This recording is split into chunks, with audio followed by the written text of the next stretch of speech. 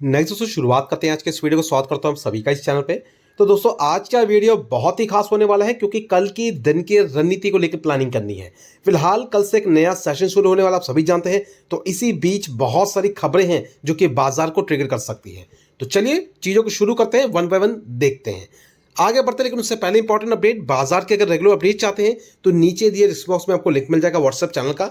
Follow करें उस channel को क्योंकि चैनल के माध्यम से बहुत सारे डाउट्स जो हैं वो आपके क्लियर होंगे। मार्केट में कौन सी पोजीशंस किस फर्म के साथ चलती है और कौन सी कंपनी को कितना फायदा होता है, मुनाफा होता है, ये सारी अपडेट दोस्तों आपको उस प्लेटफॉर्म पर मिलती रहेंगी। रही बात क्वार्टर नंबर का दौर जो है वो शुरू हो चुका है। तो क्वार्टर 4 के नंबर जितने भी हैं आपको उस प्लेटफॉर्म पर मिलते रहेंगे। मार्केट में कौन सी कंपनी क्या मुनाफा कमा रही है और किस तरह से रिजल्ट पेश कर रही है, सारी अपडेट आपको उस प्लेटफॉर्म पर मिलती रहेंगी जो कि फ्री ऑफ कॉस्ट है।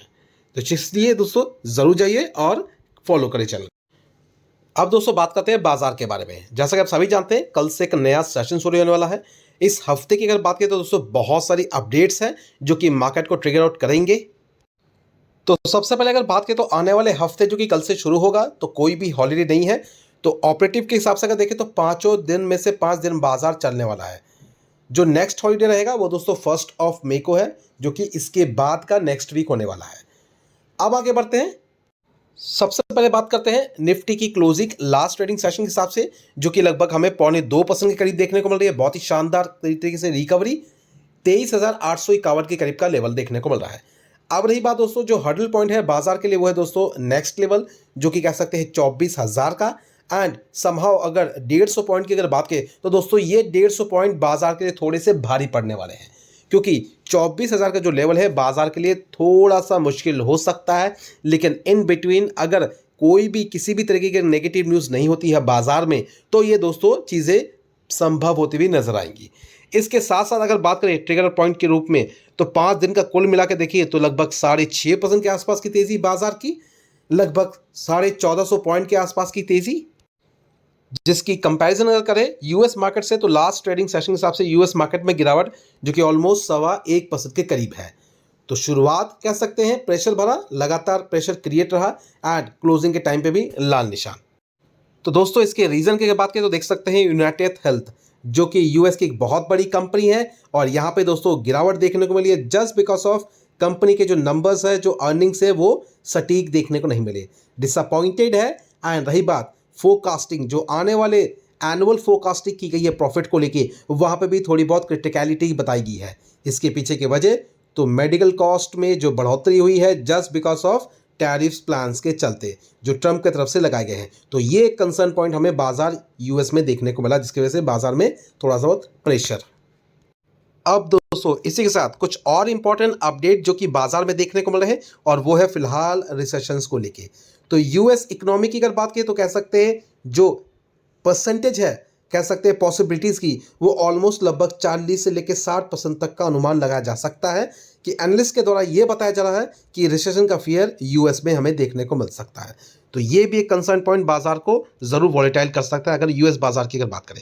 लेकिन साइमल्टेनियसली अगर हम यहाँ पे इंडिया की पोजीशन की बात करें तो देख सकते हैं इंडिया की जो पोजीशन है वो एक तरीके की यूनिक कह सकते हैं, या फिर कह सकते हैं इन सब चीज़ों में इतनी ज़्यादा इन्वॉल्व नहीं है, क्योंकि यहाँ इंडिया का जो एक्सपोर्ट शेयर है ग्लोबल को वो मात्र 2% ही है।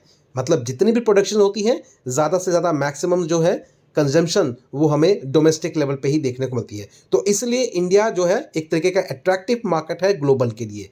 तो फिलहाल इसीलिए ग्लोबल इन्वेस्टर जो है इंडियन मार्केट में इन्वेस्ट करते शुरू हो चुके हैं, जिसका सबसे बड़ा आगाज़ या फिर एग्जाम्पल अगर देखें पिछले 3 दिन का डेटा अगर देखें तो देख सकते हैं मार्केट में एक अच्छी स्ट्रेंथ नजर आ रही है एफआईज की, बाइंग हर दिन देखने को मिल रही है। अब देखना यह है कि आने वाला हफ्ता जो कि कल से शुरू होगा, इस हफ्ते में क्या प्लानिंग रहेगी एफआईज की, क्या इस प्लानिंग के हिसाब से भी एफआईज की लगातार बाइंग होती है इस हफ्ते या नहीं होती है। तो ये कंसर्न पॉइंट है जिस पे हम नजर रखेंगे, इसके बारे में प्रॉपर आपको अपडेट भी करते रहेंगे। अब दोस्तों जो बाजार में जो नेक्स्ट हाईलाइट पॉइंट है वो दोस्तों बेसिकली एक रिपोर्ट। अब वो रिपोर्ट स्टेटमेंट के माध्यम से देख सकते हैं। अगर पॉल जी की अगर बात करें तो दोस्तों यहाँ पे कुछ चीज़ें इनके बिहाफ पे हमें देखने को मिल रही है। जैसे कि देख सकते हैं US federal reserve for not rolling interest rate, president Trump is set to exploring option to force fed chairman exit. अब इस स्टेटमेंट का क्या मतलब है? तो इसका मतलब है दोस्तों अगर हम बात करें तो ट्रंप चाहे भी तो फोर्सफुली भी फेड को, मतलब कह सकते हैं फेड के जो चेयरमैन है मिस्टर पॉल, उनको कह सकते हैं बाहर का रास्ता नहीं दिखा सकते, क्योंकि बहुत सारे ऑब्लिगेशंस होते हैं, बहुत सारी चीज़ें होती हैं। लेकिन बाजार एक तरीके से एंटिसिपेट करके चल रहा है कि अगर इंटरेस्ट रेट नहीं होता है या फिर ट्रंप की बातों पे अमल नहीं होता है तो हो सकता है फेड के जो चेयरमैन है मिस्टर पॉल, उनको यहाँ से निकाला भी जा सकता है। लेकिन ये कंसर्न पॉइंट बाजार का इतना ज़्यादा वैलिड नहीं होगा, क्योंकि ये सारी चीज़ें इतनी आसान नहीं होती है। तो फिलहाल बाजार में इस तरह की खबरें भी हमें देखने को मिल रही है। अब दोस्तों इसके साथ साथ अगर हम ये भी देख लें कि बाजार में जो मूव है फिलहाल डॉलर का क्या रेट है इंडियन रुपीस के हिसाब से, अगर देखें तो देख सकते हैं $1 का रेट जो है लगभग 85.39 पैसे के करीब है। तो डॉलर काफ़ी हद तक अब जो है गिरता हुआ नजर आ रहा है और रुपी जो है स्ट्रेंथन इसमें देखने को मिल रही है। तो समहाउ बाजार में एक तरीके की पॉजिटिविटी देखने को मिल सकती है जो फॉरेन इन्वेस्टर्स को भी अट्रैक्ट करेगी। तो ये भी एक कंसर्न पॉइंट है बाजार के लिहाज के हिसाब से। इसके साथ साथ अगर गोल्ड प्राइस की भी बात करें तो देख सकते हैं अब जो है 98,340 के लेवल पे पहुंचता नजर आ रहा है गोल्ड का प्राइस, जो कि 24 कैरेट के हिसाब से है। तो जितना ज़्यादा प्रेशर रहेगा बाजार में, अगर यूएस मार्केट की बात करें, उतना ज़्यादा ये चीज़ें बढ़ती नजर आएंगी। और संभाव अंदाज़ा तो ये लगाया जा रहा है कि बहुत जल्द ये 1 लाख के ऊपर क्रॉस कर जाएगा और ये संभवतः कह सकते हैं दिवाली से पहले देखने को मिल रहेगा। लेकिन अगर हम बात करें बाजार की मूवमेंट के हिसाब से, तो पहले अनुमान लगाया जा रहा था कि ये जो 1 लाख का जो टारगेट है गोल्ड का, वो लगभग दिसंबर तक देखने को मिलेगा। मगर जिस तरह की सिचुएशंस निकलते आ रही है तो कह सकते हैं पहले ही आने की उम्मीद है। तो देखते हैं ये प्राइसेस कब पार होता है। लेकिन इतना कहूँगा दोस्तों, मार्केट में ये गोल्ड के पैसे अगर राइज हो रहे तो उसका ये मतलब नहीं है कि शिफ्टिंग कर दे, क्योंकि जैसे ही इक्विटी में थोड़ी बहुत स्ट्रेंथन्स आएगी, जहाँ पे मजबूती आएगी इक्विटी मार्केट में, तो दोस्तों गोल्ड के प्राइसेस आपको थोड़े बहुत गिरते नजर आएंगे। अब गिरते का मतलब ये नहीं कि 1 लाख तक अगर चला जाता है गोल्ड तो गिर के 50,000 पे आ जाएगा, इतना भी ज़्यादा गिरावट नहीं होगी। माइनस का चेंज होगा, 15 से 20%, 25% की गिरावट होगी, लेकिन इतना बड़ा चेंज नहीं होगा कि लगभग लाख रुपए के गोल्ड का प्राइस जो है 98,000 का गोल्ड का जो प्राइस है वो गिर के लगभग 50 से 60 पे पहुंच जाए। इतनी ज़्यादा गिरावट गोल्ड में नहीं होती, क्योंकि गोल्ड को पहले से ही एक स्टेबल मेटल माना जाता है, एक तरीके की अर्थव्यवस्था के रूप में देखा जाता है। तो ये एक कंसर्न पॉइंट है। जिनके पास ऑप्शन है गोल्ड का, ईटीएफ आप देख रहे हैं अभी फिलहाल काफ़ी हद तक इंक्रीज होता हुआ देखने को मिला है।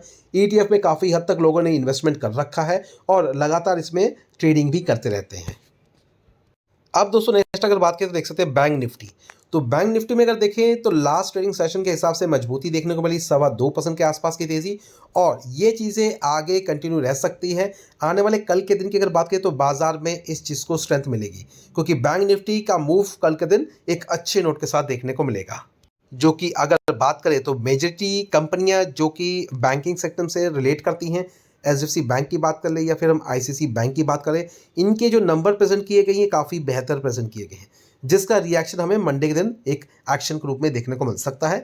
तो समहाउ अगर बाजार में इस चीज़ को लेकर अगर देखा जाती है पॉजिटिविटी, तो इंडियन मार्केट निफ्टी में भी अगर बात करें तो एक तरीके की मजबूती देखने को मिल सकती है। तो कल सुबह का जो सिनेरियो रहेगा मॉर्निंग का, वो समहाउ एक पॉजिटिव नोट के साथ हो सकता है। ओपनिंग हम समहाउ कह सकते हैं बाजार की एक अच्छे नोट के साथ होगी, लेकिन इन बिटवीन जो टाइमिंग हम डिस्कस करते हैं ऑलमोस्ट बाजार की कह सकते हैं मूवमेंट को लेके, उस पर भी आपको ध्यान रखना है, जो कि लगभग 10 बजे की टाइमिंग के हिसाब से है।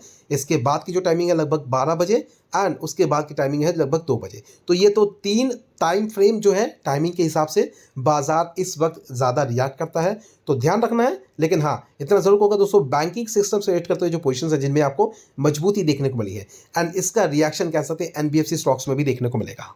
जैसे कि अगर बात करें तो यहाँ देख सकते हैं ग्रामीण axis bank, credit axis bank की अगर बात करें तो यहाँ पे मजबूती देखने को मिल रही है। फिलहाल लगभग 3.5% से ऊपर की तेजी, 1122 के आसपास का लेवल। बीच में स्टॉक काफ़ी हद तक गिरता हुआ नजर आया था, लेकिन कह सकते हैं अब जो इसमें रिकवरी मोड नजर आ रही है।